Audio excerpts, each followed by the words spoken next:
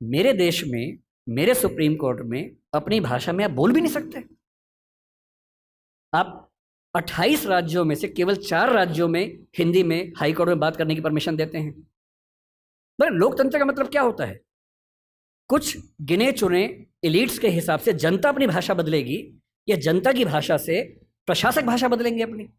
अगर लोकतंत्र है तो लोकतंत्र में जनता की भाषा ही केंद्र में होनी चाहिए, कोई और भाषा केंद्र में कैसे हो सकती है? पर हम लोग इतने आदी हो चुके हैं, हम स्लेव मेंटेलिटी के इतने अभ्यस्त हो चुके हैं कि हम ये प्रश्न कभी नहीं करते। हमारे सुप्रीम कोर्ट के चीफ जस्टिस या कोई जज हिंदी में क्यों नहीं बात कर पाते?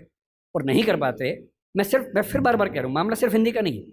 मेरी इच्छा है कि सुप्रीम कोर्ट के बहुत सारे जजेस में कुछ को तमिल ठीक से आती हो, कुछ को तेलुगु अच्छे से आती हो, कुछ को मराठी आती हो, कईयों को हिंदी आती हो। और बेंच का फैसला करते हुए ये भी एक पॉइंट ध्यान में रखा जाए कि मामला कहाँ का है और उस मामले में ऐसे जज को प्राथमिकता मिले जो उस भाषा को जानता हो, ताकि केस मेरा है, मुझे हिंदी आती है, मेरा वकील अंग्रेजी में कुछ कुछ बोला, जज ने कुछ कुछ बोला, फैसला हो गया, मुझे पता ही नहीं कि क्या हुआ, और इतने में पुलिस आगे मुझे ले गई और मैं परेशान हूँ कि हुआ क्या। मेरे मामले के किसी प्रसंग में मेरी भूमिका ही नहीं है, क्योंकि सारी प्रक्रिया दो ऐसे व्यक्तियों के बीच में चल रही है जिनके पास एक भाषा है जो मेरी भाषा नहीं है, जबकि मामला मेरा है, और कहने को लोकतंत्र है। ये लोकतंत्र नहीं है, ये भाषा के स्तर पर तानाशाही है, बुरी चीज़ है। और मैं जब भी ये बात कहता हूँ, बार बार कहता हूँ, ज्ञान की भाषा के तौर पर अंग्रेजी का सम्मान करना ज़रूरी है, क्योंकि रिसर्च आप उसके बिना नहीं कर पाएंगे। बहुत मामलों में सीखने की ज़रूरत है, उससे भी, जापानीज से भी, फ्रेंच से भी, सबसे सीखने की ज़रूरत है। लेकिन आपके देश के सुप्रीम कोर्ट में, हाई कोर्ट में आपकी भाषा में बात ना होती हो, ये बुरी बात नहीं है, शर्मिंदगी की बात है। हमें एक समाज के तौर पर शर्म आनी चाहिए, ये उससे कम बात नहीं है। इसलिए जब कोई मुझसे कहते हैं कि राजभाषा के तौर पर आपकी क्या कल्पना है, 14 सितंबर का दिन आज है, हम आज के दिन ये सेमिनार क्यों कर रहे हैं? 14 सितंबर 1949 को शाम को 6 बजे एक फैसला हुआ था। एक अजीब सी अफवाह लोगों ने उड़ा रखी है।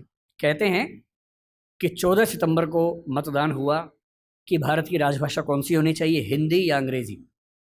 वोटिंग हुई, आधे वोट हिंदी के पक्ष में उठे, आधे अंग्रेजी के पक्ष में उठे, एकदम बराबर हो गया।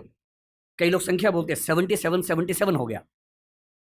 और तब स्पीकर ने, डॉक्टर राजेंद्र प्रसाद ने अपना कास्टिंग वोट दिया, क्योंकि उनके पास अधिकार है कि वोट डाल सकते हैं लास्ट में, अगर बराबर हो जाए तो, हिंदी के पक्ष में दिया, और इससे हिंदी भारत की राजभाषा हो गई। इससे बड़ा कोई झूठ नहीं है। ऐसा कुछ नहीं हुआ था संविधान सभा में, सफेद झूठ है। 12 सितंबर को शाम 4 बजे इस मुद्दे पर बहस शुरू हुई। संविधान सभा की डिबेट्स पढ़ के देखिए, 180 पेज की डिबेट है राजभाषा की, 180 पेज, एक दो पेज का मामला नहीं है। संविधान सभा के वॉल्यूम 9 में ध्यान से पढ़िए, पेज नंबर लगभग 1130 से 1390 के आसपास का मामला है। 180 पेज की डिबेट है, उसमें खूब मुद्दे हैं, छोटी मोटी वोटिंग हो रही है के मामलों में। संविधान सभा का बेसिक उसूल था कि अंतिम रूप से वोटिंग नहीं करेंगे, सहमति से काम करेंगे। वोटिंग बीच बीच में होती रही। पहला विवाद यह था कि राजभाषा कौन सी हो, हिंदी हो कि अंग्रेजी हो या हिंदुस्तानी हो। अंग्रेजी पर तो बात थी नहीं, हिंदी या हिंदुस्तानी। महात्मा गांधी हिंदुस्तानी कहते थे, पर 1949 में वो थे नहीं। उनका हिंदुस्तानी का मतलब था हिंदी उर्दू का मिक्सचर, जो देवनागरी और फारसी में लिखी जा सके। दूसरा स्कूल ऑफ थॉट हिंदी की बात करता था। अंत में सहमति बनी, हिंदी ही भारत की राजभाषा होगी। राजभाषा यानी सरकारी कामकाज की भाषा। दूसरा सवाल था कि लिपि कौन सी हो, देवनागरी हो, कुछ ने कहा कि देवनागरी और फारसी हो, कि हिंदी को फारसी में भी लिख सके। कुछ ने कहा देवनागरी और रोमन हो, हिंदी को रोमन में, जैसे व्हाट्सएप में लिखते हैं वैसे लिख सके। खूब विवाद हुआ, अंत में हुआ कि देवनागरी ही लिपि होगी। तीसरा विवाद यह हुआ कि जो अंक हैं हिंदी वाले, जो 1 से 0 से 9 तक के अंक हैं, वो हम अंग्रेजी के ढांचे में लिखेंगे या हिंदी के ढांचे में लिखेंगे। इस पर मतभेद था सबसे ज़्यादा। इस पर वोटिंग में बराबरी हुई थी। और अंत में वोटिंग से नहीं, संविधान सभा के बाहर की बातचीत में समझौता हुआ। मुंशी साहब थे, के एम मुंशी थे, आयंगर साहब थे, उनकी बातचीत में समझौता हुआ कि ठीक है, अंतर्राष्ट्रीय अंक मान लेंगे। और उसके बाद गहमा गहमी के बाद, 2 घंटे की रिसेस के बाद, 14 सितंबर शाम 6 बजे आखिरी सेशन इस मामले पर हुआ, 2.5 दिन की बहस के बाद। और तब ध्वनि मत से, बिना किसी वोटिंग के प्रस्ताव पारित हुआ कि हिंदी भारत की राजभाषा होगी, देवनागरी उसकी लिपि होगी, और अंकों का अंतर्राष्ट्रीय स्वरूप उसका स्वरूप होगा। इस झूठ को मन से निकाल दीजिए। ये झूठ मैंने भी 1000 बार सुना था अपने अध्ययन के दौरान।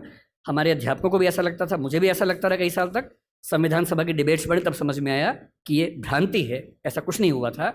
पूरी सहमति के साथ भारत की राजभाषा हिंदी बनी थी 14 सितंबर को, और इसलिए आज के दिन को हम लोग हिंदी दिवस मानते हैं।